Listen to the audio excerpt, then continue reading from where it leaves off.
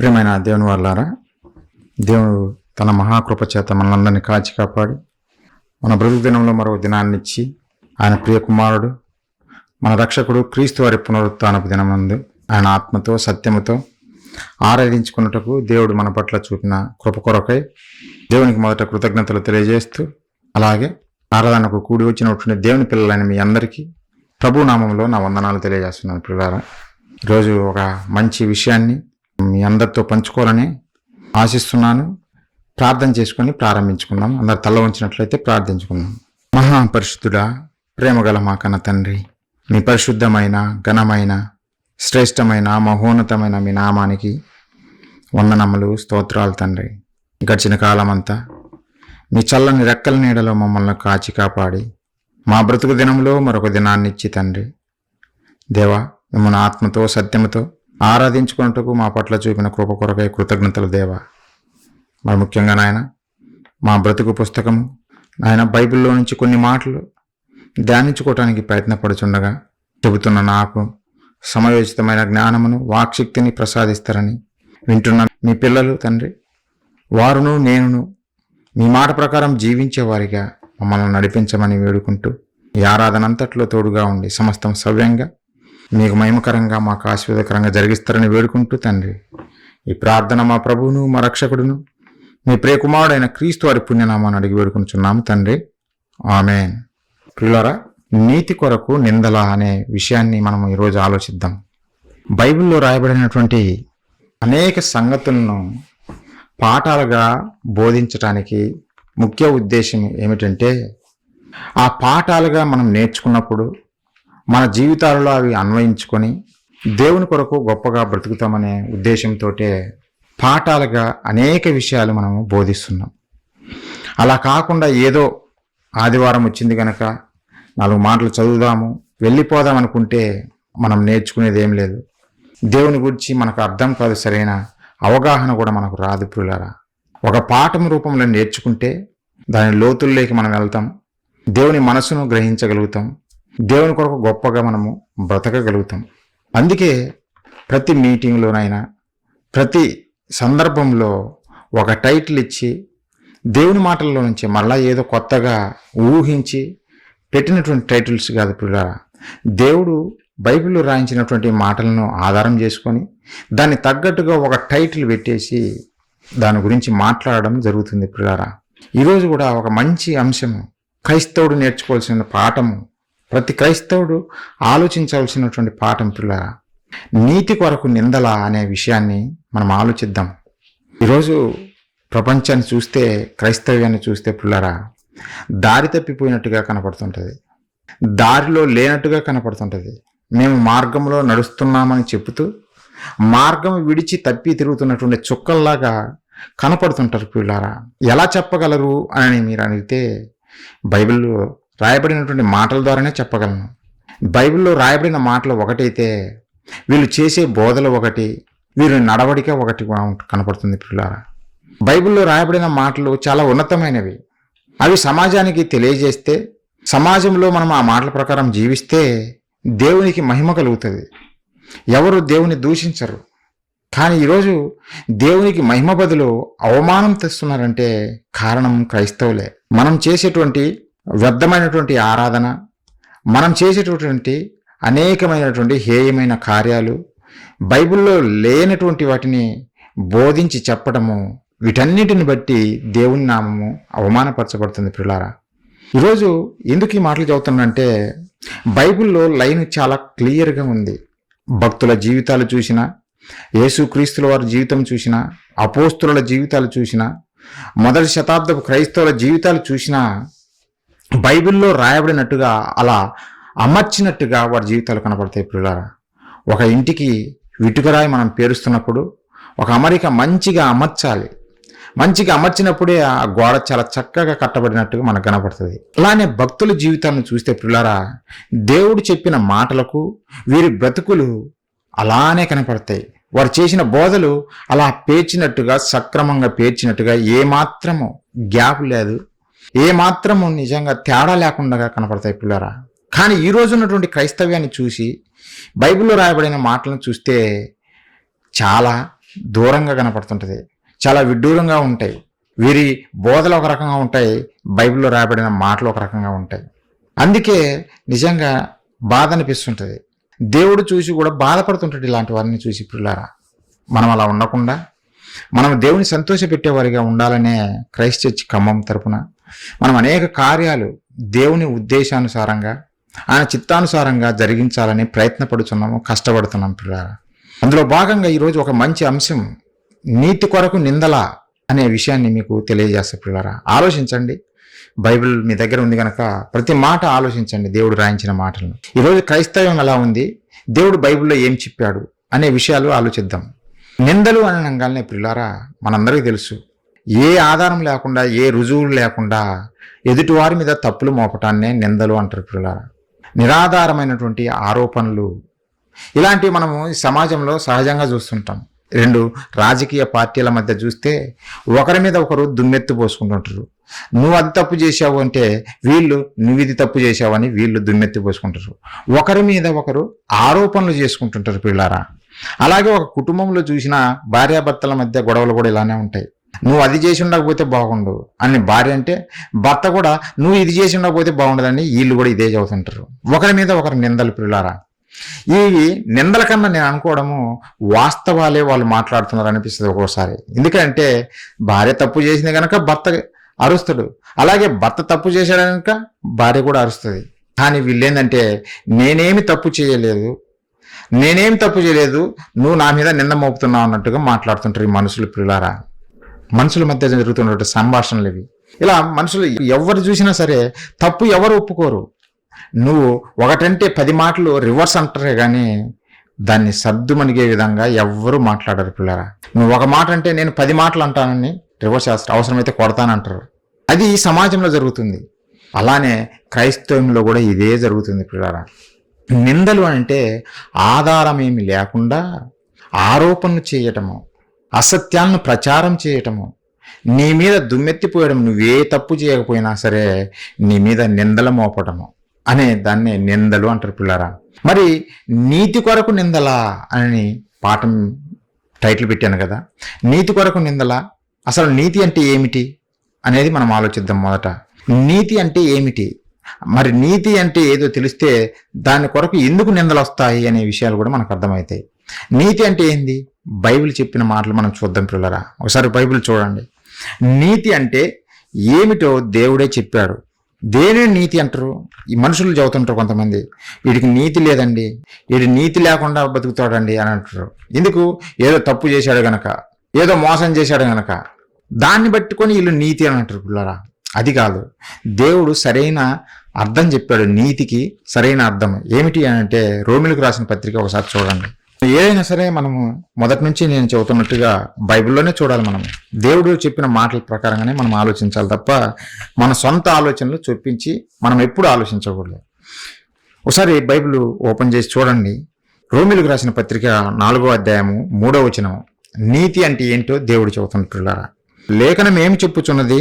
అబ్రహాము దేవుణ్ణి నమ్మెను, అది అతనికి నీతిగా ఎంచబడెను.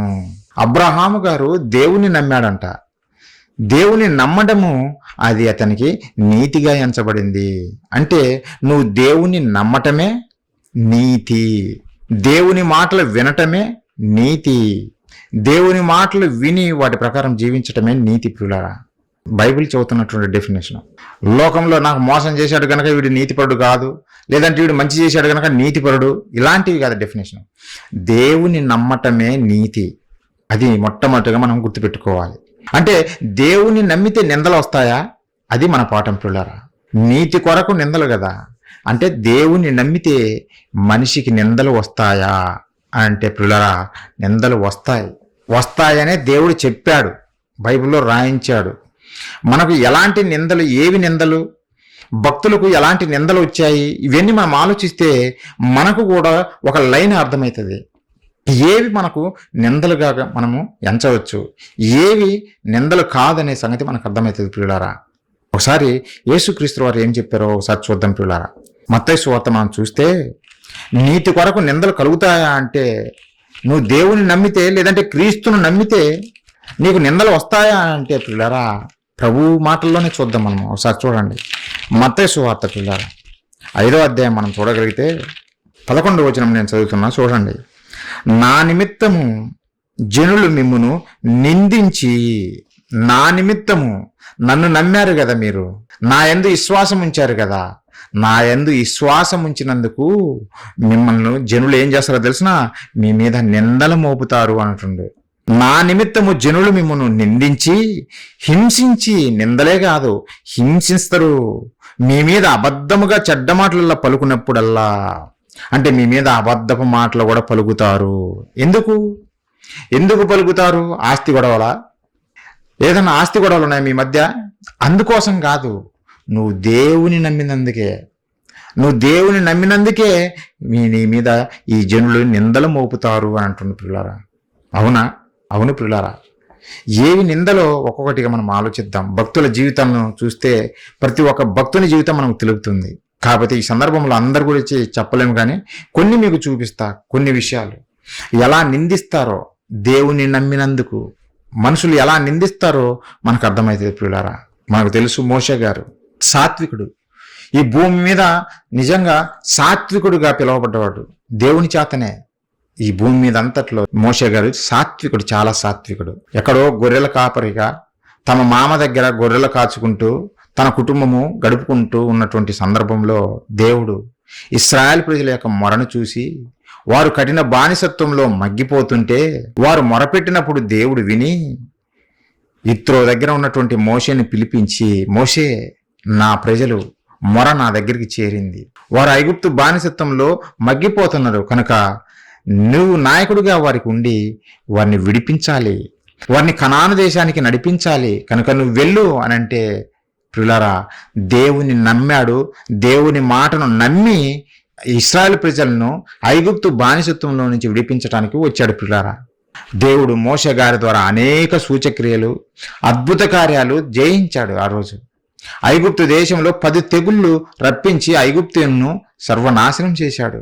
సర్వనాశనం చేసి ఫరో చేతిలో నుంచి, కఠినుడైనటువంటి ఫరో చేతిలో నుంచి ఇశ్రాయేలు ప్రజలను విడిపించి నడిపిస్తున్నటువంటి క్రమంలో ఎర్ర సముద్రం అడ్డు వస్తుంది పిల్లారా. వారు నడుస్తున్న క్రమంలో ఎర్ర సముద్రం అడ్డు వస్తుంది. అక్కడ ఆగిపోతారు. అక్కడ ఆగిపోగానే కొంతసేపటికి ఫరో తన హృదయాన్ని మార్చుకొని, నేను ఎందుకు ఇశ్రాయేలు ప్రజలను పోనిచ్చాను, ఇప్పుడు ఇశ్రాయేలు ప్రజలు వెళ్ళిపోతే మనకు సేవ ఎవరు చేస్తారు, కనుక నేను అనవసరంగా వాళ్ళని పంపించాను, మరలా వెళ్ళి నేను వాళ్ళని తీసుకుని వస్తానని తన రథములను తీసుకొని సైన్యాన్ని వెంట పెట్టుకొని బయలుదేరతాడు. ఎక్కడికి? ఇశ్రాయేలు ప్రజలను పట్టుకొని మరలా తన దేశానికి తీసుకుని రావడానికి పిల్లారా. ఒక పక్క ఇశ్రాయేలు ప్రజలేమో ఎర్ర సముద్రం ఉంది కనుక ఆ ఎర్ర సముద్రం ఆగిపోయారు. ఫరో తన యుద్ధ రథాలను తీసుకొని బయలుదేరాడు. ఆ ఫరో రావటము, ఆ ఫరో సైన్యం రావటము ఇశ్రాయేలు ప్రజలు చూశారు. ఆ రోజు చూసి అప్పటి వరకు ఎన్నో అద్భుతాలు, ఆశ్చర్య కార్యాలు చూసినటువంటి ఇశ్రాయేలు ప్రజలు మోషే మీద ఏమన్నారో తెలుసునా? మోషే గారిని ఏమన్నారో తెలుసునా? ఒకసారి చూడండి పిల్లారా, ఏం మాట్లాడినారో, ఎలాగ నిందిస్తున్నారో మోషే గారిని మనకు ఇక్కడ అర్థమవుతుంది పిల్లారా. ఇశ్రాయేలు ప్రజలు నిర్గమకాండము 14వ అధ్యాయము 10వ వచనం నుంచి చదువుదాం. ఫరో సమీపించుచుండగా, ఫరో ఇశ్రాయేలు ప్రజలను పట్టుకొని పోవాలని సమీపిస్తున్నప్పుడు ఇశ్రాయేలీలు కన్నులెత్తి ఐగుప్తీయులు తమ వెనక వచ్చుట చూసి మిక్కిలి భయపడి యెహోవాకు మొరపెట్టిరి. అంతవరకు బాగానే ఉంది. మరి ఏం చేశారు? 11వ వచనం చూస్తే, అంతట వారు మోషేతో, ఐగుప్తులో సమాధులు లేవని ఈ అరణ్యంలో చచ్చుటకు మమ్మను రప్పించితివా? మమ్మను ఐగుప్తుల నుండి బయటకు రప్పించి మమ్మను ఇట్లు చేయనేలా?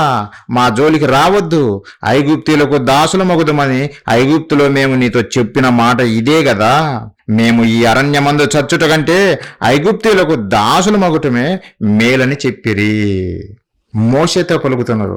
వారిని విడిపించటాని కోసం తన కుటుంబాన్ని మొత్తాన్ని విడిచిపెట్టి బయలుదేరినటువంటి మోషేను ఏమాత్రం స్వార్థం ఆలోచించకుండా దేవుడు చెప్పిన మాటలను తన హృదయంలో పెట్టుకొని దేవుని మాటలు వినాలని బయలుదేరినటువంటి మోషేకు ఇశ్రాయేలు ప్రజలు ఇచ్చినటువంటి గిఫ్ట్ ఏందో తెలుసునా? మోషే, మమ్మల్ని చంపటానికి తీసుకొచ్చావా? ఇక్కడ ఐగుప్తులో సమాధులు లేవని మమ్మల్ని ఇక్కడ చంపటానికి తీసుకొచ్చావా అని నిందలు మోపడం మొదలుపెట్టారు పిల్లారా. నిజంగా మోషే వారిని చంపటానికి తీసుకొచ్చాడా పిల్లారా? మోషే గారు ఇశ్రాయేలు ప్రజలను చంపటానికి తీసుకొచ్చాడా? లేదు పిల్లారా. దేవుని మాట విన్నాడు, దేవుడు చెప్పిన మాట విన్నాడు గనుకనే ఆ ఇశ్రాయేలు ప్రజలను కనాను దేశానికి నడిపించడం కోసం ఒక నాయకుడిగా వచ్చాడు. వారిని కఠిన బానిసత్వం నుంచి విడుదల చేయటానికి వచ్చాడు. అలాంటి నాయకుడిని పట్టుకొని నీవు మమ్మల్ని చంపటానికి తీసుకొచ్చావు ఇక్కడికి అని నిందలు మోపడం మొదలుపెట్టారు పిల్లారా. దీనినే నిందలు మోపడం అంటారు. మోషే గారి ఉద్దేశం అది కాదు. మోషే గారి ఉద్దేశము ఇశ్రాయేలు ప్రజలను రక్షించాలి, ఫరో చేతిలో నుంచి విడిపించాలి. అది మోషే గారి యొక్క లక్ష్యము, దేవుని యొక్క సంకల్పము. ఆ సంకల్పానుసారంగానే మోషే గారు పనిచేస్తున్నారు. కానీ ఇశ్రాయేలు ప్రజలు ఎంత దుర్మార్గంగా మాట్లాడుతున్నారు, ఎంత ఘోరంగా మాట్లాడుతున్నారు మోషే గారి పట్ల.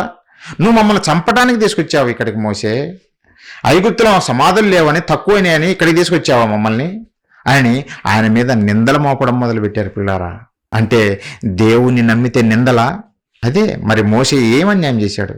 ఆయన భార్య పిల్లల దగ్గర ఉన్నాడు అనుకో, గొర్రెల మోపుకుంటూ అలానే కుటుంబాన్ని జరిగించాడు అనుకో, ఈ నిందలు వచ్చాయి కాదు కదా. అలాగని అలా ఉండకూడదు పిల్లారా. అంటే దేవుని నమ్మితే ఆయన మాట ప్రకారం నువ్వు జీవిస్తున్నప్పుడు నిందలు మన మీదికి రావటం అనేది సహజము. అదే యేసుక్రీస్తు వారు చెప్పారు. ఇశ్రాయేలు ప్రజలే తన ప్రజలే నిందలు మోపడం మొదలు పెట్టారు. మన వాళ్ళే మన మీద నిందలు మోపుతుంటారు. ఎందుకు? మనం విశ్వాసంతో దేవుని యందు భయభక్తులు కలిగి అభివృద్ధి చెందుతున్నప్పుడు అది తట్టుకోలేక అపవాది వారిలో ప్రవేశించి మన మీద అనరాని మాటలు అనిపించేసి నిందలు మోపుతుంది పిల్లరా, అబద్ధాలు పలికిస్తుంది. అదే చేశారు ఇశ్రాయేలు ప్రజలు మోషే గారి పట్ల, అదే చేశారు పిల్లరా. అబద్ధాలు, నిందలు మోపారు. నిజంగా ఎలా అనిపిస్తుంది అది? నేనేమో మిమ్మల్ని రక్షించడానికి వస్తే మీరు నన్నేందనరా ఇలా అంటారు, మిమ్మల్ని చంపటానికి తీసుకొచ్చిన నన్ను అంటారు, అసలు నాకు సంబంధమే లేదు, ఇంకా నా పని నేను చూసుకుంటానని మోషే గారు అంటే పరిస్థితి ఏంది పిల్లారా? నిజంగా భక్తులు అలా అనరు పిల్లారా. దేవుని యందు భయభక్తులు కలిగిన వారు అలా అనరు. ఎందుకంటే వారికి తెలుసు కనుక సత్యము. ఒకవేళ విడిచిపెడితే వీళ్ళ పరిస్థితి ఏమవుతుంది? దేవుడి మాట ప్రకారం వారు జీవించాలని నిజంగా నిలబడ్డారు కనుకనే వాళ్ళు గొప్ప నాయకులయ్యారు పిల్లరా. వారు నిందలు మోపినా పట్టించుకోలేదు మోషే. పట్టించుకోలేదు పిల్లరా. సరే, అప్పుడు వదిలేశారు. ఎర్ర సముద్రం దాటి అలా ఇల్లంగానే మరలా సనుగడం మొదలుపెట్టారు. ఎవరు? ఇశ్రాయేలు ప్రజలే. అక్కడ దేవుడు ఎంతో గొప్పగా ఎర్ర సముద్రం దాటింపజేసి గొప్ప విడుదల కలగజేస్తాడు. వారి కళ్ళ ఎదుటినే ఐగుప్తు సైన్యాన్ని జల సమాధి చేసి పడేస్తాడు. అది కల్లారు చూశారు. ఎర్ర సముద్రం పాయలు అవ్వడం కూడా కల్లారో చూశారు. ఇంత అద్భుత కార్యము ఎవరైనా చేయగలరా?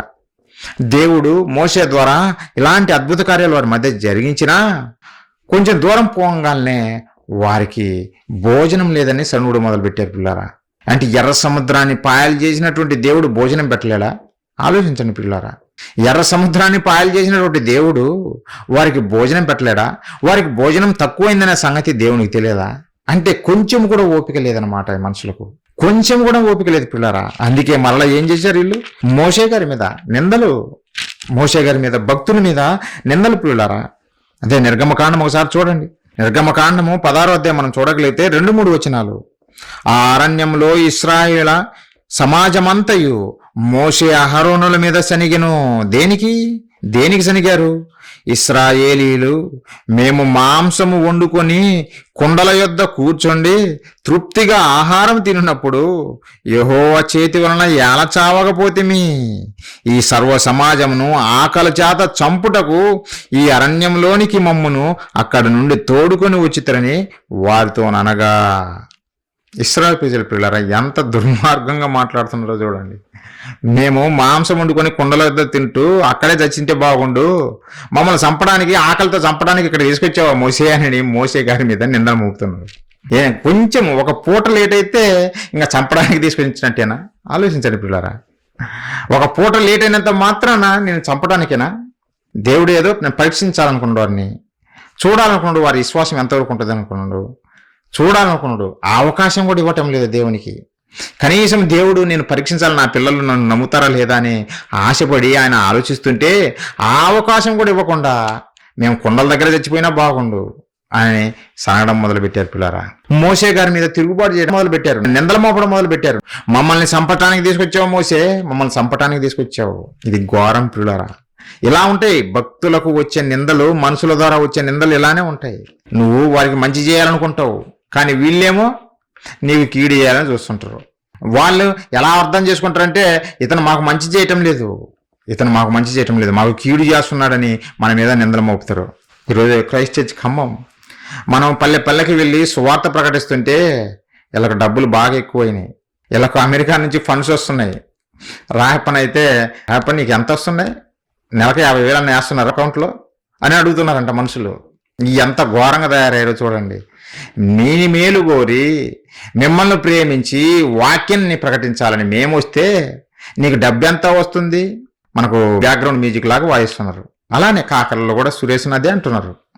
ప్రియులారా, డబ్బులు ఎక్కువే కాదు, ఎవరో డబ్బులు ఇస్తే మనం సేవ చేయటం లేదు. మనం ఈ ప్రజల మేలు కోరి ప్రజలను దేవుని వైపు తిప్పాలని ప్రేమించి చిన్న చిన్న జాబులు చేసుకున్న కష్టార్జితాన్ని ఖర్చు చేసి నిజంగా దేవుని కొరకు బ్రతుకుతున్నటువంటి క్రైస్ట్ చర్చ్ ఖమ్మం మనమందరం ప్రియులారా. కానీ వీళ్ళు నిందలు మోపుతారంటే నిందలు మోపుతారు, మోపనేయండి మంచిదే, ఇబ్బంది ఏం లేదు. ఈ పాట మందికే చెబుతున్నా, మనమందరం ధైర్యంగా ఉండాలి. ఈ మనుషులు పెట్టే నిందలకు భయపడిపోయి కృంగిపోకూడదు. ఎవరిని పిల్లరా, మనుషులు నిందలు మోపుతూనే ఉంటారు. ఇంతకుముందు ఒక ఎగ్జాంపుల్ కూడా చెప్పిన ఒక పాఠంలో పిల్లరా, గాడిదను పట్టుకొని భార్యాభర్తలు ఇద్దరు వెళ్తుంటే లోకం ఏమంటుందో తెలుసునా, వీళ్ళకు బుద్ధి లేదా, కనీసం బుద్ధి జ్ఞానం లేదా, ఎవరైనా గాడిదను పక్కన పెట్టుకొని వీళ్ళు నడుచుకుంటూ పోతారా, గాడిద ఎక్కి వెళ్ళిపోవచ్చు కదా అని లోకం అంటున్నదంట. వీరికిందుకు, వారు గాడిద ఎక్కుతారో గాడిద ఎక్కకటో వాళ్ళు నడిపించుకుంటూ పోతారో వీళ్ళకేం అవసరము. కానీ వీళ్ళకి అన్ని అవసరమే, వీళ్ళకు లోకంలో జరిగే ప్రతి న్యూస్ అవసరమే. మరలా సరేలే అని ఈ భార్యాభర్తలు ఇద్దరు ఆలోచించి భార్యను గాడిద మీద కూర్చోబెట్టి ఇతను భర్త అలా నడిపించుకుంటూ వెళ్తున్నాడంట గాడిదను. అది చూసి మళ్ళీ అప్పుడన్నా అప్రిషియేట్ చేయొచ్చు కదా జనులు. అప్పుడు కూడా నింద మోపుతుండ్రు. ఏమన్నా తెలుసునా, చూడు మహారాణిలాగా వెళ్తుంది, భర్తనేమో నడిపిస్తుంది, భార్య ఏమో గాడిద మీద కూర్చొని పోయింది, ఎంత మహారాణిలాగా వెళ్తుంది చూడు, ఎంత గర్వమో చూడు అని మరలా భార్యను నిందించడం మొదలుపెట్టారు. సరళి ఇలా కాదులేని భర్త ఎక్కి భార్యను నడిపించుకుంటూ వెళ్తుండంట. అప్పుడు కూడా సనడం మొదలుపెట్టారు. ఏమని అంటే చూడు వీడు ఎంత బుద్ధిహీనుడు, ఆంబోతులాగున్నాడు, గాడిద మీద కూర్చొని భార్యను నడిపిస్తున్నాడు, ఇది ఎంత పనికిమాలిన వాడు అని ఆ విధంగా భర్తను నిందించడం మొదలుపెట్టారు పిల్లారా. సర్లే ఇలా కాదని ఇద్దరు కూర్చున్నారంట గాడిద మీద కూర్చొని నడిపిస్తుకుంటూ పోతుంటే అప్పుడేమంటున్నారో తెలుసునా, ఇద్దరు చూడు ఆంబోతులు లాగున్నారు, ఆ గాడిద పాపం అల్లాడిపోతుంది ఇలా బరువు మోయలేక, ఇలా ఎందుకు చేయడము అని ఇలా నిందించడం మొదలుపెట్టారంట పిల్లారా. అంటే నువ్వు ఏ విధమైన నువ్వు ప్రవర్తించినా జనులు మాత్రం నిన్ను నిందిస్తూనే ఉంటారు. వారికి నచ్చదు, వారు ఏదొకటి అనాలి, వారికి ఏదొకటి అంది వారికి నిద్ర పట్టదు పిల్లారా. కాబట్టి అందుకే మనం ఇలాంటి ఏవి పట్టించుకోకూడదు, మనుషులు పెట్టే నిందలు ఏమాత్రం పట్టించుకోవద్దు. అదే మనకు ప్రభువు వారు నేర్పింది. భక్తులు అదే నేర్చుకున్నారు, అదే చేశారు. మోషే గారిని ఇన్ని మాట్లాడినారు కదా ఎర్ర సముద్రం దగ్గర, మమ్మల్ని చంపడానికి తీసుకొచ్చావు మోషే అంటే మోషే గారు ఏమన్నా విడిచిపెట్టాడా? ఈ ప్రజలు నన్ను ఇలా నిందించారు, వాళ్ళకు మేలు చేయటానికి వచ్చినా సరే నన్ను నిందించారు కనుక నాకు సంబంధం లేదు బాబు మీతో అని తెగదెంపులు దించుకొని వెళ్ళిపోయాడా? నా భార్య పిల్లల దగ్గరికి వెళ్ళిపోతానని లేదే, వెళ్ళాడు, మరలా బయలుదేరి వెళ్ళాడు. పదండి దేవుడు మనతో ఉన్నాడు పదండి అని బయలుదేరాడు. సరే మరలా ఏమన్నా సన్మానించారా? లేదు. కొంచెం ఆహారం లేట్ అయిందని మేము కొండల దగ్గర తెచ్చినా బాగుండనని మోషే గారి మీద నిందలు మోపారు. ఇలాంటి మహానుభావులు ఈ లోకం ఇలానే ఉంటది పిల్లారా. ఈరోజు మనకేదో నిందలు మోపుతున్నారని మనం భయపడాల్సిన పని లేదు. లోకం ఎప్పుడు ఇలానే ఉంటది. సరే అది బాగానే ఉంది, మరి ఇంకొంచెం దూరం పోయేసరికి నీళ్లు లేవు పిల్లారా, తాగటానికి నీళ్లు లేవు. దేవుడు ఇవ్వగలడు. కొంచెం ఏది లేట్ అయినా తట్టుకోలేనటువంటి జనాంగము ఇశ్రాయేల్ జనాంగం పిల్లరా, చాలా ఘోరం. కొంచెం అట నీరు లేట్ అవ్వగానే మరలా సనడం మొదలుపెట్టారు. ఏమని? నిర్గమకాండము 10వ అధ్యాయం ఒకసారి చూస్తే మొదటి నుంచి చదువుతాం, 1వ వచనము 2వ వచనము. తర్వాత ఇశ్రాయేలుల సర్వ సమాజము యెహోవా మాట చొప్పున తమ ప్రయాణములలో సీను అరణ్యము నుండి ప్రయాణమైపోయి రెఫీదీములో దిగిరి. ప్రజలు తమకు త్రాగ నీళ్లు లేనందున మోషేతో వాదించుచు, మరలా వాదన ప్రారంభించారు ఇశ్రాయేలు ప్రజలు. మోషేతో వాదించుచు త్రాగుటకు మాకు నీళ్ళిమ్మని అడగగా మోషే, మీరు నాతో వాదింపనేలా, యెహోవాను శోధింపనేలా అని వారితో చెప్పెను. అక్కడ ప్రజలు నీళ్లు లేక దప్పికొని మోషే మీద సనుగుచు, ఇదెందుకు? మమ్మును మా పిల్లలను మా పశువులను దప్పి చేత చంపుటకు ఐగుప్తుల నుండి ఇక్కడికి తీసుకొని వచ్చితిరనిది. మరలా ఇదే గోల, మమ్మల్ని చంపడానికే తీసుకొచ్చావు, ఇంకా వీళ్ళకి ఇది తప్ప రెండోది రానే రాదు. పిల్లరా, నోరు తెరిస్తే ఏ చిన్న ప్రాబ్లం వచ్చినా తట్టుకోలేక మమ్మల్ని చంపటానికే తీసుకొచ్చావు మోషే, మమ్మల్ని చంపటానికి తీసుకొచ్చావు మోషే అని మోషే గారి మీద నిందలు మోపారు. కానీ మోషే గారు చాలా సాత్వికమైన మనుషుడు, చాలా సాత్వికమైన వాడు. ఇలాంటి జనాంగాన్ని సహించి వారు ఎన్ని నిందలు మోపినా పిల్లారా అవన్నీ భరించి వారిని కనాను దేశానికి నడిపించాడు మోషే గారి. పిల్లారా, అంటే దేవుని నమ్మినందుకు నిందలు వస్తాయా అంటే నిందలు వస్తాయి పిల్లారా, ఎవరికైనా వస్తాయి. నాకు రాలేదు అంటే వారు చెక్ చేసుకోవాలి, నువ్వు దేవుని నమ్మావా లేదంటే లోకంలో కలిసిపోయావా అనే సంగతి. కానీ ఈరోజు మన బోధలు చూడండి, అన్నీ ఎలాంటి బోధలు తెలిసినా నీ నిందలన్నీ కొట్టివేయబడతాయి, ప్రభువు నమ్ము, నీ నిందలన్నీ కొట్టివేయబడతాయి అని ప్రభువు నమ్ము అని ఇలాంటి బోధలు చేస్తారు పిల్లారా. నీ మీద నిందలు ఎప్పుడు కొట్టివేయబడతాయో తెలిసినా, నిన్ను నిందించిన వారు మాయమైంది ఎప్పుడు తెలిసినా, ఇప్పుడు కాదు, ఒక టైం ఉంది, ఇప్పుడు కాదు. కానీ వీళ్ళు ఎలాంటి బోధలు చేస్తారంటే ఈ రోజే, ఇప్పుడే, ఈ లోకంలో మనం బ్రతుకుతున్నప్పుడే మన నిందలన్నీ కొట్టివేయబడతాయి అని వీళ్ళు బోధిస్తుంటారు పిల్లారా. నిజంగా ఈ బోధలు విన్నప్పుడు చాలా బాధ అనిపిస్తుంది. ఒక్కడు కూడా కనీసము బైబిల్లో ఉన్నటువంటి ఫండమెంటల్స్ కూడా నేర్చుకోకుండా బైబిల్ బట్టి బయలుదేరాడు. ఇది చూడండి, ఈ బోధకులందరినీ చూడండి, బైబిల్ ఎక్కడైనా నేర్చుకున్నావా, ఎప్పుడన్నా నేర్చుకున్నావా, ఏ రోజైనా పరిశోధించి నేర్చుకున్నావా అని మనము ఆరా తీస్తే ఒక్కడు కనపడడు పిల్లరా, ఒక్కడు కనపడడు. అందరూ మరి గొప్ప గొప్ప బోధకులే, స్టేజ్ మీదకి వచ్చి దంచుడే, అందరు గొప్ప బోధకులే. మరి బైబిల్లో రాయబడిన 66 పుస్తకాల్లో నుంచి ఆ మహాజ్ఞానము తీసి ఒక్క మాట కూడా సరైనది సత్యం చెప్పరు పిల్లారా, అన్ని అబద్ధాలే, బైబిల్కు విరోధమైన బోధలే పిల్లారా. కారణం ఏంటంటే వీళ్ళు ఎప్పుడు బైబిల్ నేర్చుకోలేదు గనక. ఏ బోధకునైనా చూడండి, ఏ బోధకునైనా ఎక్కడ చదివావు బాబు, ఎక్కడ బైబిల్ నేర్చుకున్నావు? ఈ లోక సంబంధమైన విద్యలే ఏ స్కూల్లో చదివావు, ఏ కాలేజీలో చదివావు, ఏ యూనివర్సిటీలో చదివావు మనం అడుగుతాం. గవర్నమెంట్ జాబ్కి వెళ్ళినప్పుడు ఎక్కడ చదివావు బాబు అని మనకు ప్రశ్నిస్తారు. ఆ సర్టిఫికెట్లు ప్రూఫ్ చూపించాలి. కానీ ఈరోజు బోధకులకు ఏ ప్రూఫ్ ఉండదు. రాత్రి కలలో దర్శించాడు, ఉదయం నేను ప్రత్యక్షమయ్యాను ప్రజల మధ్య. ఇదే బోధకుల పరిస్థితి పిల్లారా, చాలా ఘోరం. అందుకే ఈరోజు తప్పు మార్గంలో నడిపిస్తున్నారు గొర్రెలను.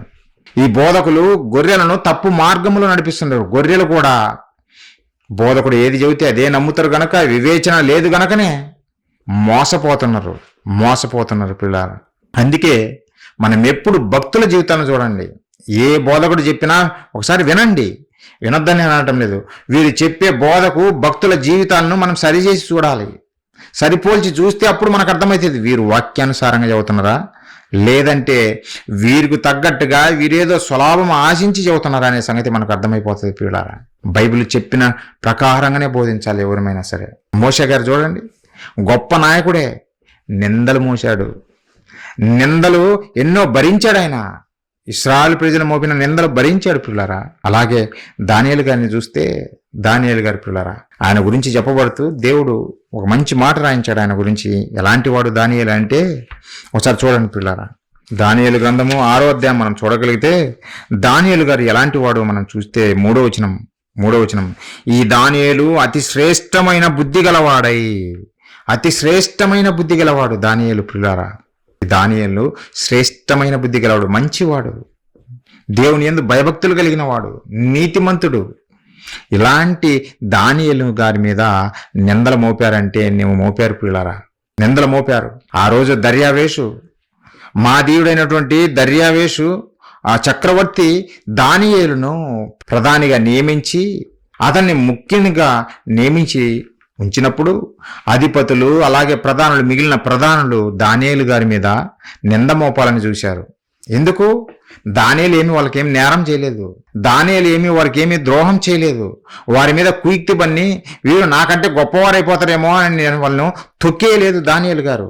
అధిపతులను కానీ లేదంటే ఆ ప్రధానులను కానీ వారిని తొక్కి దానియేలు గారు పైకి రాలేదు. ఈరోజు నాయకులు వస్తున్నట్టుగా అలాంటిది ఏం చేయలేదు. అందుకే ఆయన గురించి చెబుతూ, దానియేలు గారి గురించి చెబుతూ దేవుడే చెబుతున్న మాటలు, శ్రేష్టమైన బుద్ధి గలవాడు, అందరి మేలు కోరేవాడే, అందరిని ప్రేమించేవాడే. అలాంటి గొప్ప గుణం కలిగినటువంటి దానియేలు మీద చుట్టూ ఉన్నటువంటి జనాంగము, అధిపతులు, ప్రధానులు నిందలు మోపడం మొదలుపెట్టారు. నింద మోపాలనుకున్నారు. ఎందుకు? దానియేలు ఎదగడం వారికి ఇష్టం లేదు. దానియేలు గారు దేవుడంటే ఇష్టం గనక, దేవుణ్ణి నమ్మాడు గనక అది వీరికి ఇష్టం లేదు. అందుకే నింద మోపాలి, ఏ విధంగా అయినా సరే దానియేలు లేకుండా చంపేయాలి అనే కుట్రతోటి పిల్లారా నింద మోపాలని ప్రయత్నం చేశారు. కానీ నింద మోపటానికి కుదరలేదు. ఎందుకంటే ఆయన శ్రేష్టమైన బుద్ధి గలవాడు గనక ఈ రాజ్యం సంబంధించినటువంటి పనుల్లో ఏ విషయంలో ఆయన తప్పు చేయటం లేదు. అప్పుడు అది వారు గ్రహించి, దానియేలును మనం ఇలా అయితే మనం తప్పు పట్టలేము, మనం ఏం చేయాలంటే అతని దేవుని విషయంలోనే మనం అతన్ని తప్పు పట్టగలము. ఎలా తప్పు పట్టగలము అంటే, దానియేలు తప్పక దేవుణ్ణి చేవిస్తాడు, దానియేలు తప్పకుండా దేవునికి ప్రార్థన చేస్తాడు. ఆయన దేవునికి కనుక మాదీయుల యొక్క దేవునికి ఆయన మొక్కడు, రాజుకు మొక్కడు. కాబట్టి మనం ఒక శాసనం చేపిద్దాం రాజుతోటి. ఏందో తెలుసిన, రాజా 30 దినముల వరకు మీకు తప్ప మరి ఏ దేవునికి వాళ్ళు రిక్వెస్ట్ చేయకూడదు, ఏ దేవునికి వారు ప్రార్థన చేయకూడదు, మిమ్మల్నే సంప్రదించాలి, మిమ్మల్నే రిక్వెస్ట్ చేయాలి అని ఒక ఆజ్ఞ పాస్ చేపిస్తారు పిల్లరా. రాజుకు తెలియదు ఇలా కుట్ర, దర్యావేషుకు తెలియదు కనుకనే ఆజ్ఞ పాస్ చేసి పంపించేస్తే దానియేలు ఏమన్నా ఊరుకున్నాడా? అదేం నేరం కాదు కదా, దేవుణ్ణి సేవించడం నేరం కాదు కదా. దానియేలు అయితే యథాప్రకారంగా దేవుణ్ణి సేవిస్తూ ప్రార్థన చేస్తూ ఉన్నాడు. ఆ మాట చూడండి పిల్లారా, దానియేలు గ్రంథము అదే 6వ అధ్యాయం పిల్లారా మనం చూస్తే 9:10. కాగా రాజుకు దర్యావేషు శాసనము రాయించి సంతకం చేసెను. ఇట్టి శాసనము సంతకము చేయబడినని దానియేలు తెలుసుకొనిను. అతడు తన ఇంటికి వెళ్లి యథాప్రకారముగా అనుదినము 3 మోకాల్లోని తన ఇంటి పైగది కిటికీలు యెరూషలేము తట్టునకు తెరవబడి ఉండగా తన దేవునికి ప్రార్థన చేయుచు ఆయనను స్తుతించుచూ వచ్చెను. ఆ మనుషుల గుంపు కూడా వచ్చి దానియేలు తన దేవునికి ప్రార్థన చేయుటయు ఆయనను బతిమాలుకొనుటయు చూచి రాజసముఖమున వచ్చి శాసన విషయమును బట్టి, రాజా 30 దినముల వరకు నీకు తప్ప మరి ఏ దేవునికైనాను మానవునికైనాను ఎవడును ప్రార్థన చేయకూడదు, ఎవడైనాను చేసిన యెడల వాడు సింహముల గుహలో పడద్రోయబడునని నీవు ఆజ్ఞ ఇవ్వలేదా అని మనవి చేయగా, రాజు మాదీయుల యొక్కయు పారసీకుల యొక్కయు పద్ధతి ప్రకారము ఆ సంగతి స్థిరము, ఎవరును దాన్ని రద్దుపరచజాలరను.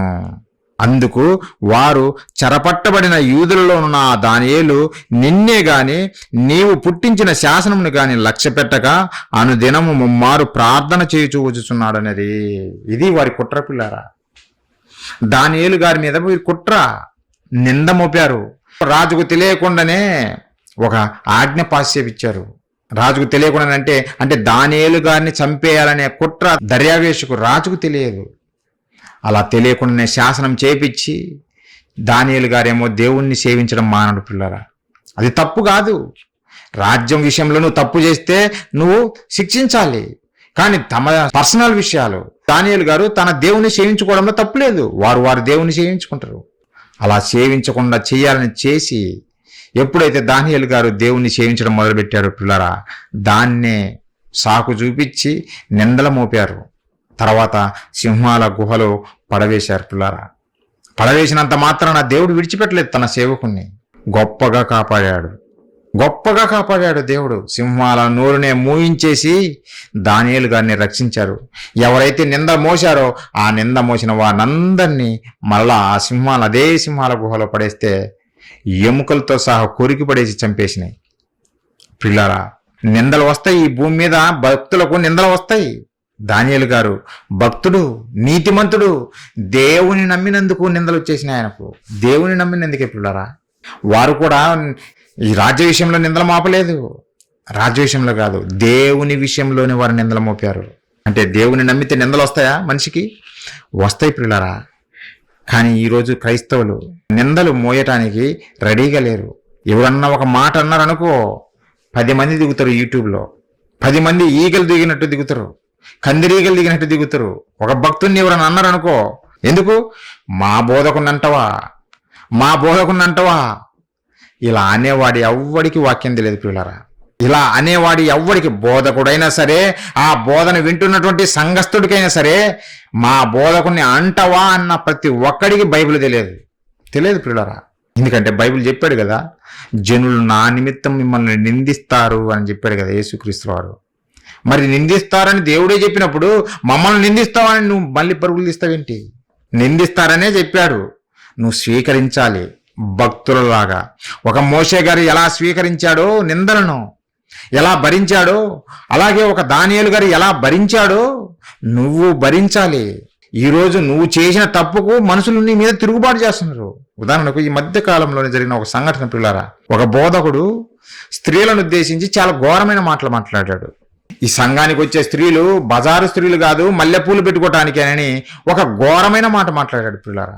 అది క్రైస్తవునికి తగదు, అది క్రైస్తవుడుగా మాట్లాడకూడదు. గొప్ప బోధకుడుగా పిలువబడుతున్న వాడే ఎవరు మల్లెపూలు అమ్ముకోవటానికి బయట పెట్టుకున్నారంట పిల్లరా. పెట్టుకొని వ్యాపారస్తులు అమ్ముకొని, చిన్న వ్యాపారస్తులు, అది అతనికి జీవనోపాధి. అమ్ముకుంటే తప్పేముంది?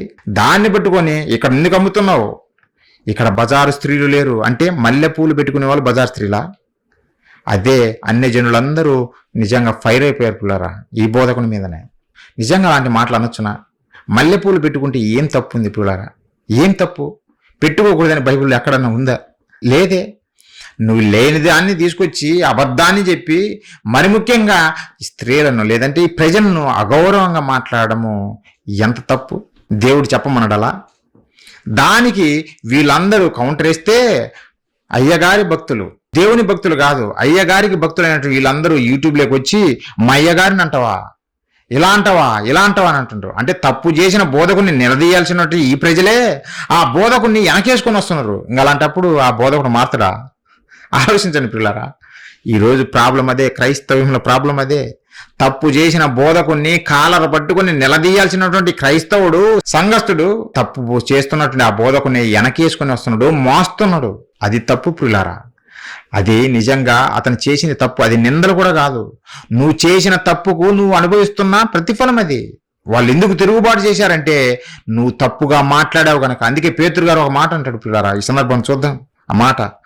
ఏది నిందనో, ఏది నువ్వు తప్పు చేసినందుకు శిక్షనో అది గ్రహించాలి. పేతురు గారు రాసినటువంటి మొదటి పత్రిక ఒకసారి చూడండి పిల్లారా. పేతురు గారు చెబుతున్నారు, 2వ అధ్యాయం మనం చూడగలిగితే 20వ వచనము, తప్పిదమునకై దెబ్బలు తినప్పుడు మీరు సహించిన యెడల మీకేమి ఘనము? తప్పిదమునకై నువ్వు తప్పు చేశావు, తప్పు చేసినందుకు తగిన దెబ్బలు తగులుతాయి. అలాంటప్పుడు మీకు ఏమి ఘనము? అది మీకు ఘనము కాదు. మరి ఏది ఘనముగా మీ ఎంచబడుతుంది అంటే, మేలు చేసి బాధపడినప్పుడు మీరు సహించిన యెడల అది దేవునికి హితమగును, ఎందుకు మీరు పిలువబడితిరి. మేలు చేసి మీరు బాధనొందాలి.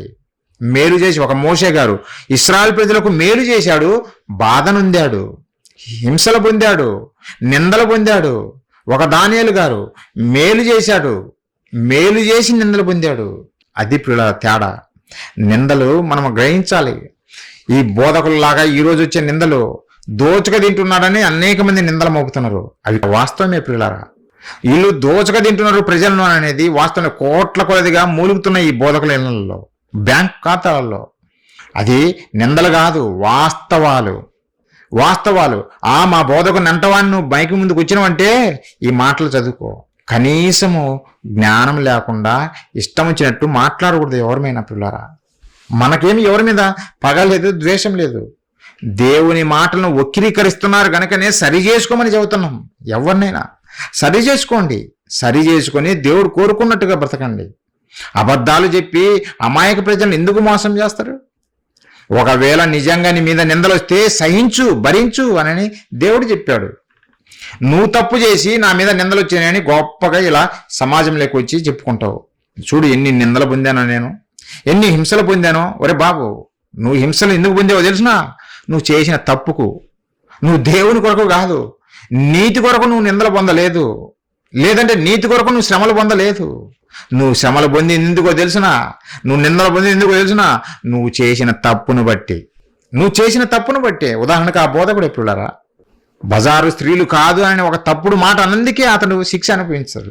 ఒకవేళ ఆ మాట అనకపోయింటే నువ్వు క్రీస్తుని ప్రకటించు, క్రీస్తు మాటల్ని ప్రకటించు. అప్పుడు నిన్ను నిందించారనుకో, అది నీకు మంచిది, మేలు. అది నీకు ఘనము, దేవునికి హితము, దేవునికి హితమవుతుంది అది. అలా కాకుండా నువ్వు తప్పుగా మాట్లాడి తప్పుడు కార్యాలు చేస్తూ ప్రజల చేత నిందించబడినప్పుడు అవి వాస్తవమే, సత్యమే, నీకు తగిన శిక్ష అది. అవి నిందలుగా నీకు రావు, లెక్కింపబడవు. దేవుడు వాటిని ఇష్టపడడు. ఎవరైతే నిజంగా దేవుని కొరకు బ్రతుకుతున్నారో ఆ దేవుని కొరకు బ్రతుకుతున్నప్పుడు పడుతున్నటువంటి బాధలను, నిందలను అవి దేవుడు హితముగా ఎంచుతాడు. ఇప్పుడు మన మీద మోగిన నిందలు ఇదే పిల్లరా, నేను కూడా సురేషులతో అదే చెప్పా. అది మనకు మేలు. ఎందుకంటే బైబిల్లో దేవుడు రాయించాడు, మనకు ఏ ఒక్కరు ఇవ్వటం లేదు పిల్లరా, ఏ ఒక్కరు ఇవ్వటం లేదు, ఎవరు ఫండింగ్ ఇవ్వటం లేదు. అలాగని మనం అడుగుతున్నామా, మాకు ఫండింగ్ ఇవ్వండి మేము సువార్త చేస్తామని మనం అడుగుతున్నామా? అడగం. మనం ఎవరిని అడగం.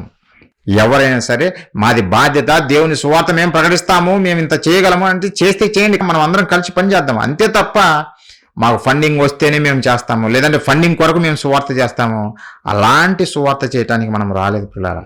అలాంటి వారు లోకంలో ఎంతోమంది ఉన్నారు. మనం ఆ సువార్త చేయడానికి కాదు వచ్చింది, నిజమైన సువార్త, ట్రూ గాస్పెల్, సత్య సువార్త ఈ సమాజానికి తెలియజేయాలి, కళ్ళు తెరిపించాలి, దేవుని చెంతకు చేర్చాలని మనం ప్రారంభించాము ఇది, అంతే పిల్లరా.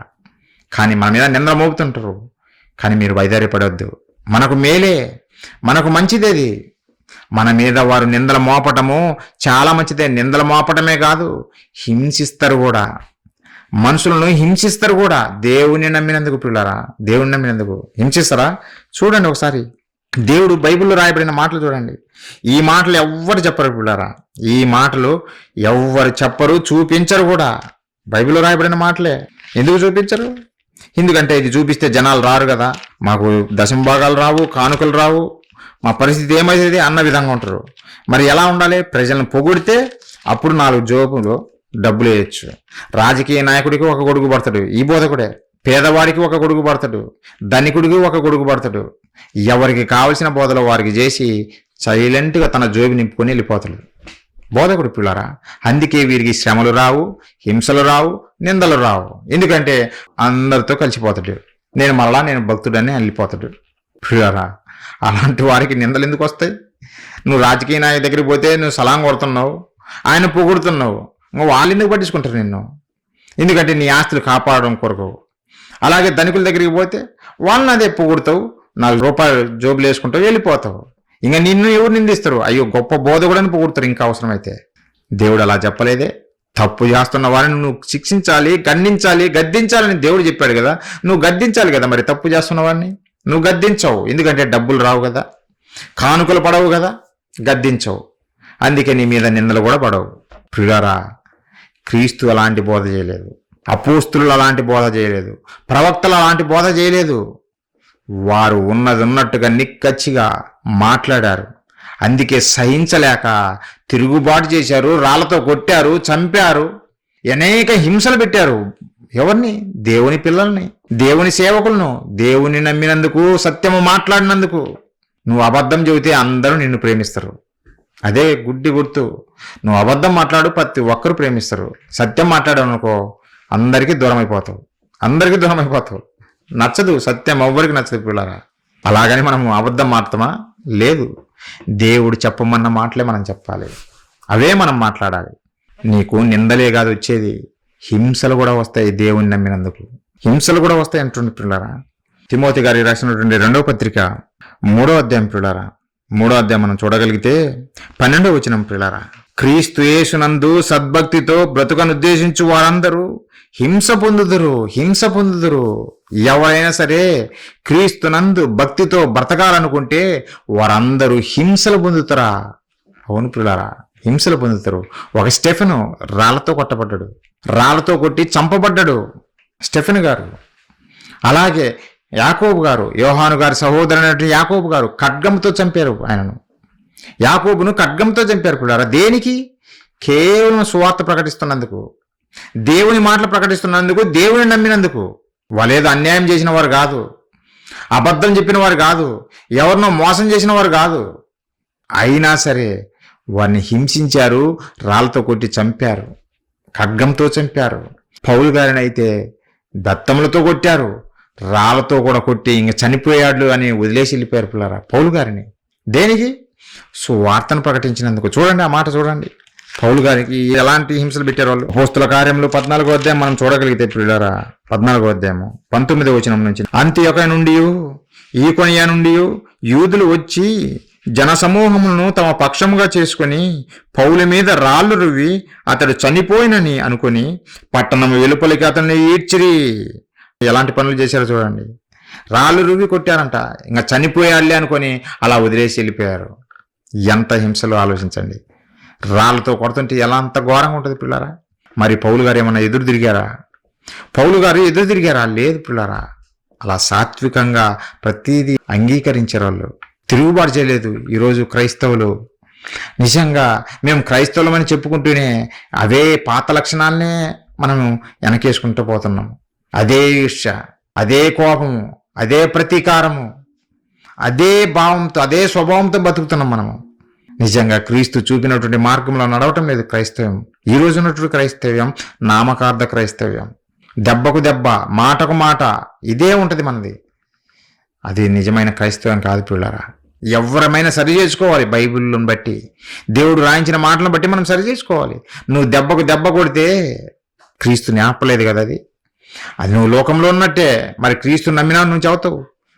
నిన్ను కుడి చెంప మీద కొట్టు అని వైపు ఎడం చెంప కూడా తింపు అని క్రీస్తు చెప్పాడు, నేర్పాడు.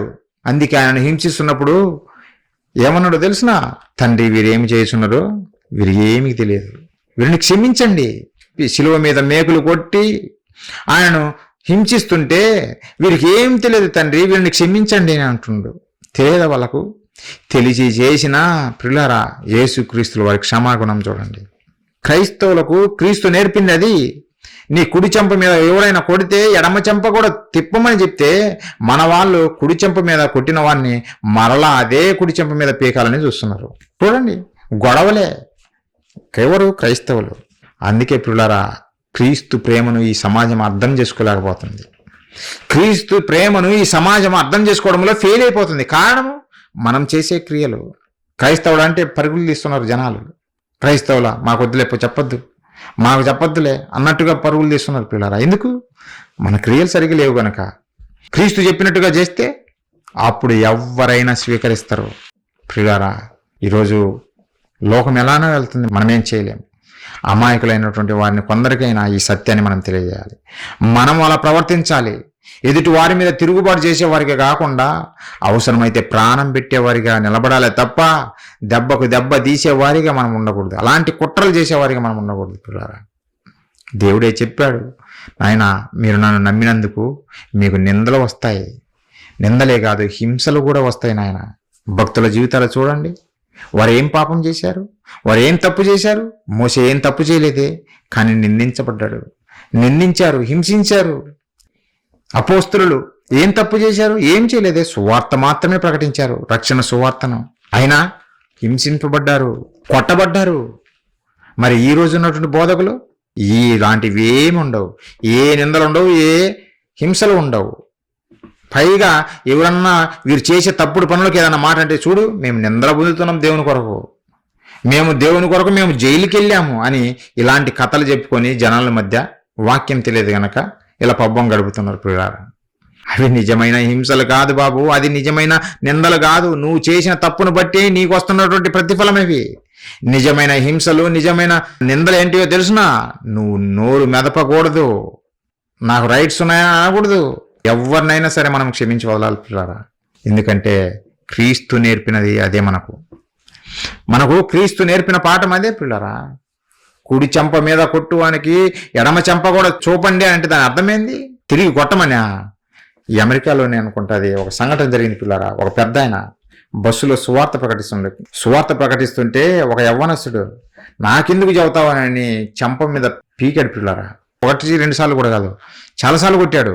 నాకెందుకు చెబుతున్నానంటే, అతనైతే నిజంగా అతను వృద్ధుడైనా సరే ఏ మాత్రం ప్రతీకారం తీర్చుకోకుండా క్రీస్తు ప్రేమను చూపాడు. God bless you my son, God bless you, కొట్టు, ఈ చెంప మీద కూడా కొట్టు అని ఇలా చెప్పంగా తర్వాత పిల్లరా ఆ యవ్వనస్తుడు ఆ బస్సులోనే కన్నీరు కార్చి, నాదే తప్పు అయిపోయింది, నాకున్నటువంటి ఫ్రస్ట్రేషన్లో నిన్ను తిట్టాను, కొట్టాను, నన్ను క్షమించు అని అంటే అప్పుడు ఆ వృద్ధాప్యంలో ఉన్న వ్యక్తి అతన్ని కౌగిలించుకొని దగ్గర తీర్చుకొని నీదేం తప్పులేదు వదిలే, క్రీస్తు నేర్పిన ప్రేమ నిన్ను కుడి చెంప మీద కొట్టు అని వైపు ఎడమ చెంప కూడా తిప్పమాడు, అందుకే నేను చూపించాను.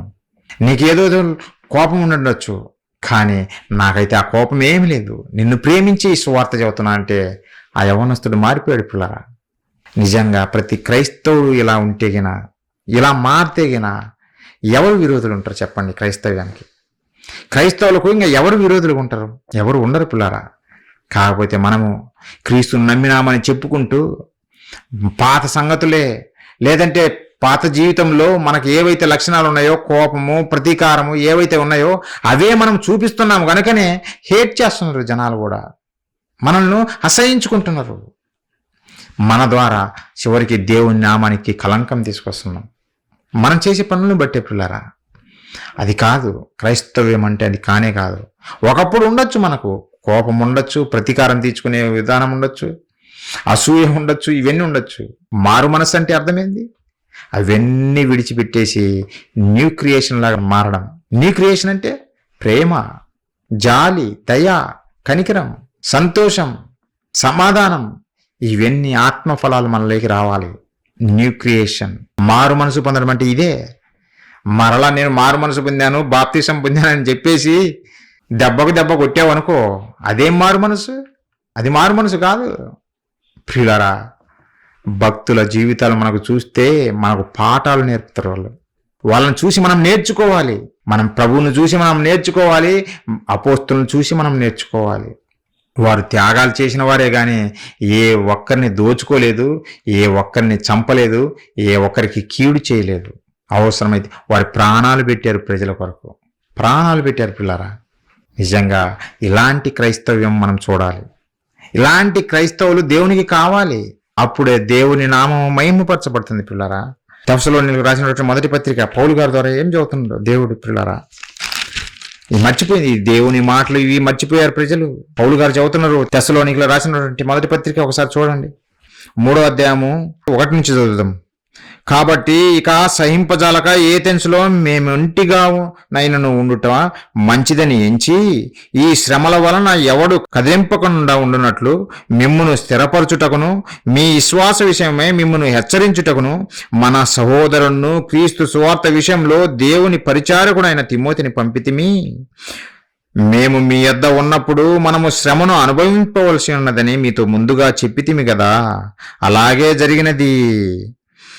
ఇది మీకును తెలియను, అట్టి శ్రమలను అనుభవించుటకు మనము నియమింపబడిన వారమని మీరు ఎరుగుదురు. మనము నియమింపబడినము దేనికి? శ్రమలు పొందటానికి, నిందలు పొందటానికి మనం నియమింపబడి ఉన్నాము. క్రైస్తవులం అంటే, దేవుడా ఏమిస్తావు? ఈరోజు నీ సన్నిధికి వచ్చాను, ఇదిగో ఈ కానుక ఇచ్చాను, నాకేమిస్తావు దేవా? పలాని అమ్మగారు ఈ టీవీ ప్రోగ్రాం స్పాన్సర్ చేసింది, వారి జీవితంలో గొప్ప మేలు జరిగింది. ఏంది? పెళ్లి కాలేదు, పెళ్లి అయింది. ఎందుకు? ఈ టీవీ ప్రోగ్రాము స్పాన్సర్ చేసినందుకు. ఇలాంటి బోధలే ఈరోజు సమాజంలో ఉన్నాయి, ఇలాంటి బోధలే. కానీ బైబిల్ ఏం చెబుతుంది? ఇలాంటి చెప్పలేదే. నువ్వు టీవీ ప్రోగ్రాముకు స్పాన్సర్ చేస్తే నీకు మేలు కలుగుతుంది అనే సంగతి బైబిల్ చెప్పలేదు. బైబిల్ ఏం చెప్పిందో తెలుసునా? నువ్వు క్రీస్తును నమ్మినందుకు, దేవుని నమ్మినందుకు, నీతిగా బ్రతుకుతున్నందుకు నీకు శ్రమలు, నీకు హింసలు, అందుకోసమే నువ్వు నియమింపబడినావు. క్రైస్తవుడా, ప్రతి ఒక్క క్రైస్తవుడు తెలుసుకోవాలి, శ్రమలు పొందటానికే నువ్వు నియమింపబడ్డావు. ఈ భూమి మీద నువ్వు శ్రమలు పొందటానికే, సుఖము పొందటానికి కాదు. కానీ వీళ్ళేమో దేవుని నమ్ము, నీకు అన్ని మాయమైపోతాయని వీళ్ళు చెబుతారు. అందుకే మొదటి నుంచి నేను చెబుతుంది, సూత్రం మర్చిపోయారు, బైబిల్ సూత్రం మర్చిపోయారు. బైబిల్ చెప్పింది ఒకటి, వీళ్ళు చేసేది ఒకటి. ప్రభువుని నమ్మితే హింసలు, శ్రమలు, నిందలు ఇవన్నీ వస్తాయి, ఇవన్నీ వస్తాయి. అదే అంటుండు పౌలు గారు, అట్టి శ్రమలను అనుభవించుటకు మనము నియమింపబడిన వారమని మీరు ఎరుగుదురు అంటుండు. మీకు తెలుసు కదా అంటుండు. మన వాళ్ళకు ఏడ తెలుసు ప్రియులారా? మన వాళ్ళకు తెలుసునా? ఈరోజు క్రైస్తవానికి తెలుసునా? అంటే మనం తెలుసుకొని ఉండవలసినటువంటి వారిగా ఉండాల్సింది పోయి తెలియని వారిగా, అవివేకులుగా, ఏమాత్రం దేవుని జ్ఞానం లేని వారిగా బతుకుతున్నారని. ప్రియులారా, మనం తెలుసుకోవాలి, తెలియజేస్తున్న. అందుకే ప్రియులారా, పేతురు గారు రాసినటువంటి మొదటి పత్రిక ఒకసారి చూడండి, 4వ అధ్యాయము 14 వచనం. ప్రియులారా, క్రీస్తు నామము నిమిత్తము మీరు నిందల పాలైన యెడల మహిమా స్వరూపి అయిన ఆత్మ అనగా దేవుని ఆత్మ మీ మీద నిలుచుచున్నాడు కనుక మీరు ధన్యులు. క్రీస్తు నామము నిమిత్తము మీరు నిందల పాలైన యెడల, క్రీస్తు నామము నిమిత్తం మీరు నిందల పాలవుతారు. అప్పుడు దేవుని ఆత్మ మీ మీద నిలిచి ఉంటుంది, మీరు ధన్యులు అంటుండే పౌలు గారు. అదే 16వ వచనం చూస్తే, ఎవడైనను క్రైస్తవుడైనందుకు బాధ అనుభవించిన యెడల, క్రైస్తవుడైనందుకు బాధనే పిల్లారా. శ్రమలు, నిందలు, కష్టాలు అన్నీ ఉంటాయి. వీళ్ళేమో అన్ని పోతాయని వీళ్ళు బోధిస్తారు. బైబిల్కు వీరి బోధలకు ఎంత దూరంగా ఉంది ఆలోచించండి. ఇవన్నీ బైబిల్లో రాయబడినవి, వారి బైబిల్లో ఉన్నవే, మన బైబిల్లో ఉన్నవే. కానీ ఇవి చదవరు. ఇది చదివితే సంఘానికి జనాలు రారు కదా. ఇవి చదివితే మాకెందుకు అయ్యే శ్రమలు, మాకు శ్రమలొద్దు ఏం లేదు, లోకంలో కలిసిపోతాం, లోకంలో హ్యాపీగా బతుకుతాం, కోరి మాకు శ్రమలు తెచ్చుకోవడం అవసరమా అని అనుకుంటారు. అందుకోసం ఇలాంటివి చెప్పరు పిల్లారా. వీరికి సూత్రం తెలియదు. మరి ఏం లాభం అండి, ఇన్ని శ్రమలు పొందుతున్నాము, ఇన్ని నిందలు పొందుతున్నాము, మాకేం లాభము అని మీరు అనుకోవచ్చు. చాలా గొప్ప లాభము, చాలా గొప్ప లాభం పిల్లారా. మోషే గారే మాట్లాడుతూ ఏం చెబుతుండో ఒకసారి చూడండి, ఎంత గొప్ప లాభమో. మోషే గారు పలుకుతున్నారు పిల్లారా. ఎన్నో నిందలు పొందాడు కదా, ఎన్నో హింసలు పొందాడు కదా ఇశ్రాయేలు ప్రజల ద్వారా. ఆయన అంటున్నాడు, ఏమంటున్నాడు అంటే, హెబ్రీయులకు రాసిన పత్రిక పిల్లారా 11వ అధ్యాయం మనం చూడగలిగితే 24-26 వచనాలు. మోషే పెద్దవాడైనప్పుడు ఈ శ్వాసమును బట్టి ఐగుప్తు ధనము కంటే క్రీస్తు విషయమైన నింద గొప్ప భాగ్యము. క్రీస్తు విషయమైన నింద గొప్ప భాగ్యమా? అవును పిల్లారా. నీకు క్రీస్తు విషయమై నిందలు వస్తే నువ్వు గొప్ప భాగ్యవంతుడివి. ధనమున్నవాడు కాదు భాగ్యవంతుడు, ధనమున్నవాడు కాదు భాగ్యవంతుడు. క్రీస్తు నిమిత్తం నిందలు పొందావు చూడు, అప్పుడు నువ్వు గొప్ప భాగ్యవంతుడివి అంటుండు. గొప్ప భాగ్యమని ఎంచుకొని అల్పకాలము పాప భోగము అనుభవించుట కంటే దేవుని ప్రజలతో శ్రమ అనుభవించటం మేలు, శ్రమ అనుభవించటం మేలు. ఈ అల్పకాల పాప భోగాల కొరకు ప్రయాసపడడం కంటే శ్రమలు అనుభవించటం మేలని భక్తుడు చెబుతున్నాడు, గొప్ప నాయకుడు చెబుతున్నాడు మోషే గారు. గొప్ప మేలని యోచించి ఫరో కుమార్తె యొక్క కుమారుడు అనిపించుకొనుటకు ఒప్పుకొనలేదు. ఏలయనగా అతడు ప్రతిఫలముగా కలగబో బహుమానమందు దృష్టి ఉంచెను. ప్రతిఫలముగా, ఎందుకు? నువ్వు నిందలు పొందావు కదా, నువ్వు శ్రమలు పొందావు కదా, ఎవరి కొరకు? దేవుని కొరకు. నీకు గొప్ప ప్రతిఫలం ఇవ్వబోతుండు దేవుడు. ఇక్కడ కాదు, పరలోకంలో. పరలోకం ఇవ్వబోతున్నాడు. పరలోకంలో నీకు ఇంకా గొప్ప మేలు, నీ కొరకు బహుమానం దాచబడి ఉంది. ఆ గొప్ప మేలు నువ్వు పొందుకోవాలంటే భూమి మీద నువ్వు శ్రమలు అనుభవించాలి దేవుని కొరకు. భూమి మీద నువ్వు నిందలు పడాలి దేవుని కొరకు. నువ్వు భూమి మీద ఏ నిందలు పడవు దేవుని కొరకు, ఏ శ్రమలు పడవు. నీకు బహుమానం అంటే ఎక్కడి నుంచి తెచ్చిస్తాడు దేవుడిక? నువ్వు ఏదన్నా చేస్తే కదా దేవుని కొరకు. ఏది చేయకుండా నాకు బహుమానం ఇవ్వు దేవుడా అంటే ఎలా ఇస్తాడు? ఈ అల్పకాల పాప భోగాలు అనుభవించడం కొరకు దేవుని నమ్మితే దేవుడు నిన్ను పక్కన పడేస్తాడు. దేవుడు నిన్ను పక్కన పడేస్తాడు. ఆయన స్వీకరించడు పిల్లారా. దేవుడు భక్తుల ద్వారా రాయించిన మాటలు గొప్ప మేలా మనకు? అవును, గొప్ప మేలు పిల్లారా. క్రీస్తు విషయమైన నింద గొప్ప మేలు, గొప్ప లాభము, గొప్ప లాభము మనకు. దాని వలన ప్రతిఫలం ఇవ్వబోతున్నాడు దేవుడు, గొప్ప ప్రతిఫలం ఇవ్వబోతున్నాడు. చివరగా ప్రభువు పలికిన మాటలు చూసి ముగించుకున్నాం. ప్రభువులు వారు చెప్పారు, ఆయన బోధ చేసేటప్పుడే ఈ విషయాలన్నీ మనకు తెలియజేశాడు, వివరించి చెప్పాడు. మత్తయి సువార్త 5వ అధ్యాయము 11-12. నా నిమిత్తము జనులు మిమ్మును నిందించి హింసించి మీ మీద అబద్ధముగా చెడ్డ మాటలల్లా పలుకున్నప్పుడు మీరు ధన్యులు, మీరు ధన్యులు. వాళ్ళు నిందించినంత మాత్రాన భయపడద్దు, మీరు ధన్యులు. ఏం చేయమంటుండంటే సంతోషించి ఆనందించండి. ఎవరైనా సరే మన నిందలు మోపారనుకో మన మీద, మీరేం చేయాలో తెలిసిన? సంతోషించండి. అమ్మయ్య, దేవుని దగ్గర నుంచి మాకు బహుమానం రాబోతుంది. దేవుని కొరకు మేము నిందించబడుతున్నాం, దేవుని కొరకు మేము హింసించబడుతున్నాం, దేవుని కొరకు మేము శ్రమలు పొందుతున్నాం, కనుక మాకు దేవుని దగ్గర నుంచి గొప్ప బహుమానం ఉంది అని మీరు సంతోషించండి అంటుండు పిల్లారా. సంతోషించి ఆనందించుడి, పరలోకమందు మీ ఫలము అధికమగును. ఇలాగున వారు మీకు పూర్వమందు నిన్న ప్రవక్తలను హింసించిరి. ఈరోజు మిమ్మల్ని ఏదో కొత్తగా హింసించటం లేదు, పూర్వమందు ప్రవక్తలను హింసించారు వీళ్ళు. ఈరోజు మిమ్మల్ని హింసిస్తారు, మిమ్మల్ని నిందిస్తారు. నన్ను హింసించారు, నన్ను నిందించారు. కనుక ఇవేమి కొత్త కాదు. మీకు పరలోకమందు గొప్ప బహుమానం కలుగుతుంది. కాబట్టి మీరు సంతోషించండి. ఇప్పుడు మీకు ఆ బహుమానం కనపడకపోవచ్చు, పరలోకంలో మీకు వరకు బహుమానం దాచబడి ఉంది, గొప్ప బహుమానం. ప్రియులారా, ఆలోచించండి. బైబిల్ చాలా గొప్పగా చెప్పింది ఈ విషయాలు. చాలా స్పష్టంగా చెప్పింది. కానీ మందమతులు, స్వార్థపరులు అర్థం చేసుకోకుండా, బైబిల్ నేర్చుకోకుండా వచ్చి వారి స్వార్థ ప్రయోజనాల కొరకు అవసరమైన మాటలు తీసుకొచ్చి చెప్పేసి క్రైస్తవ్యాన్ని తప్పుదోవలో నడిపిస్తున్నారు ఈ బోధకులు. అందుకే 10వ వచనంలో కూడా చేస్తే, నీతి నిమిత్తము హింసింపబడువారు ధన్యులు, పరలోక రాజ్యము వారిది. ఎవరిది పరలోక రాజ్యము? మమ్మల్ని నిందిస్తావా అని తిరుగుబాటు చేసిన వారిది కాదు, మమ్మల్ని హింసిస్తావా అని దెబ్బకు దెబ్బ కొట్టేవారిది కాదు. ఎవరైతే క్రీస్తు నిమిత్తము నిందలు పొందుతారో, ఎవరైతే క్రీస్తు నిమిత్తము హింసలు పొందుతారో, శ్రమలు పొందుతారో వారిదే పరలోక రాజ్యము. ఇంకా ఆలోచించండి. అందుకే ప్రభువు వారు చెబుతున్నారు, అలాంటప్పుడు ఎవరికైనా సరే నిందలు వచ్చినప్పుడు సంతోషించి గంతులేయండి, ఆనందించండి. ఎందుకంటే పరలోక రాజ్యం మీదే, మీదే పరలోక రాజ్యం. ప్రియులారా, మనకు పరలోక రాజ్యం కావాలంటే ఈ నిందలను మనము సహించాలి, ఈ బాధలను మనం సహించాలి, ఈ కష్టాలను మనం సహించాలి. మనుషులు పెట్టే ఈ నిందలకు ఏమాత్రం భయపడిపోకూడదు. ఎందుకంటే మన దేవుడు గొప్పవాడు. ఆయన వీటికి తగ్గట్టుగా ప్రతిఫలం ఇవ్వబోతున్నాడు మనందరికీ. మనల్ని హింసించిన వారి కొరకు ఏమి చేయబోతున్నాడో రాయించాడు. వారికి మనమేమి శిక్ష విధించాల్సిన పని లేదు, దేవుడే చూసుకుంటాడు. ప్రతీకారం తీర్చే బాధ్యత నాది అన్నాడు. నేనే ప్రతీకారం తీర్చుకుంటాను, మీకెందుకు నాన్న? మీ చేతులకు మంటి ఏమాత్రం అంటించుకోవద్దు, నేను చూసుకుంటా వారి సంగతి. మీరు వదిలేయండి, క్షమించి వదిలేయండి. మీకు పరలోకమందు గొప్ప బహుమానము, పరలోక రాజ్యం మీదేంగా అని దేవుడు ఇంత గొప్ప వరం మనకిస్తే ఇది పక్కన పెట్టేసి దేవుని నమ్ము, పిల్లలు పుడతారు, దేవుని నమ్ము, జాబ్ వస్తుంది, దేవుని నమ్ము, కడుపు నొప్పి పోతుంది. ఇవే బోధలు. ఇవి విని విని విని ఇసుగు పుడుతుంది పిల్లరా. ఇవి విని విని ఇసుగు పుడుతుంది నిజంగా. దేవుని గురించినటువంటి ఆ మాటలు పక్కన పెట్టేసి, సత్యాన్ని పక్కన పెట్టేసి అబద్ధాలు చెప్పుకుంటూ కడుపు నింపుకుంటున్నటువంటి దొంగ బోధకులు ఎంతమంది ఈరోజు. ఒక్కడు కూడా బైబిల్ నేర్చుకోకుండా బైబిల్ చంకన పెట్టి బయటకు వస్తాడు మా అవతారం చూడమని. మన బుర్రలు తింటారు. మన బుర్రలు పొద్దున్న లేస్తే డబ్బు డబ్బు డబ్బు డబ్బు డబ్బు మీద తప్ప బోధ రెండోది ఏముండదు. ఒక్కరోజు కానుక మిస్ అయిందంటే కానుక మీద బోధ, దశం భాగం మిస్ అయిందంటే దశం భాగం మీద బోధ. అస్సలు పిల్లరా, ఎందుకంటే దేవుని జ్ఞానం నేర్చుకోకుండా వచ్చారు కనుకనే. క్రైస్ట్ చర్చ్ అలాంటిది కాదు. క్రైస్ట్ చర్చ్ కంబం అలాంటిది కానే కాదు. ధనము కోసం ప్రారంభించబడింది కాదు. సత్య సువార్తను ప్రజలకు తెలియజేయాలి, కొంతమందినైనా దేవుని వైపు నడిపించాలి. అదే మన ప్రయాసం, అదే మన ప్రయాసం పిల్లరా. దేవుడు మనకు నేర్పింది అదే. మనం ఈ క్రమం తప్పిపోకుండా సక్రమైన మార్గంలో, ఇదే సత్య మార్గంలో నడిస్తే పరలోక రాజ్యం మనదే.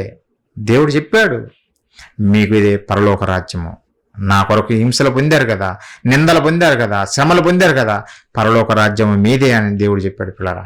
కాబట్టి మనం అందరము ఆ పరలోక రాజ్యం పొందాలని, దేవుడిచ్చి ఆ గొప్ప బహుమానం పొందుకోవాలని మనస్ఫూర్తిగా కోరుకుంటూ, నిందలు వచ్చినప్పుడు, శ్రమలు వచ్చినప్పుడు ఏమాత్రం భయపడకుండా క్రీస్తు చూపిన ప్రేమను మనము కూడా చూపి కొంతమందినైనా దేవుని వైపు నడిపించాలని కోరుకుంటూ ఈ మాటలు ముగిస్తున్నా. అందరు తల వంచినట్లయితే ప్రార్థించుకుందాం. మహాపరిశుద్ధుల ప్రేమగల మా కన్న తండ్రి, మీ పరిశుద్ధమైన, ఘనమైన, శ్రేష్టమైన, ఉన్నతమైన మీ నామానికి వందనాలు దేవా. కన్న తండ్రి, మీరు సత్యాన్ని మా కొరకు రాయించారు నాయన. జనులు మీ నిమిత్తము మమ్మల్ని నిందిస్తారని, మమ్మల్ని హింసిస్తారని, శ్రమల పాలు చేస్తారని మాకు రాయించారు. భక్తుల జీవితాలు అలానే జరిగినాయి నాయన. ఏ భక్తుని జీవితం చూసినా వారు భూమి మీద బ్రతికున్నంతకాలము శ్రమలు పొందారు, నిందలు పొందారు, కష్టాలు నాయన. కానీ ఈరోజు బోధలు మాత్రం మారిపోయాయి నాయన. కేవలం పొట్ట కూటి కొరకు, ఈ లోక సంబంధమైన వాటి కొరకు, అల్పకాల పాప భోగాలు అనుభవించడం కొరకు మీ మాటల్ని మార్చిపడేశారు, అబద్ధాలు ప్రకటిస్తున్నారు, అమాయక ప్రజలను మోసం చేస్తున్నారు తండ్రి. దేవా, ఈ అమాయక ప్రజలను మీ వైపు తిప్పాలనే క్రైస్ట్ చర్చ్ ఖమ్మం వారు ప్రయాసపడుతుండగా మేమందరం నాయన మాలో ప్రతి ఒక్కరిని మీ జ్ఞానంతో నింపండి తండ్రి. మీ కొరకు ఉన్నతంగా బ్రతికే వారిగా తీర్చిదిద్దండి. పరసంబంధమైన దీవెనలతో నింపండి నాయన. కన తండ్రి, ప్రతి విషయంలో మాకు తోడుగా ఉండి ముందుకు నడిపిస్తున్న విధానాన్ని బట్టి కృతజ్ఞతాస్తుతులు తెలియజేస్తున్నాం నాయన. అలాగే సంఘం ద్వారా జరుగుతున్న ప్రతి పరిచర్యలో తోడుగా ఉండి నడిపిస్తున్నందుకు కృతజ్ఞతలు తండ్రి. దేవా, ఏ ఒక్కరము అధైర్యపడక, జనులు నిందించారనో లేదంటే ఏదో అన్నారని మేము ఏమాత్రం అధైర్యపడక, మీ కొరకు తుది శ్వాస వరకు నిలబడేవారిమిగా, సత్యాన్ని చేతబట్టుకొని ఈ లోకమందు జ్యోతుల వలె వెలిగేవారిమిగా మాలో ప్రతి ఒక్కరిని నిలబెడతారని వేడుకుంటూ తండ్రి, ఈ ప్రార్థన మా ప్రభువును, మా రక్షకుడును, మీ ప్రియ కుమారుడైన క్రీస్తు వారి పుణ్యనామాన్ని అడిగి వేడుకుంటున్నాము తండ్రి. ఆమెన్.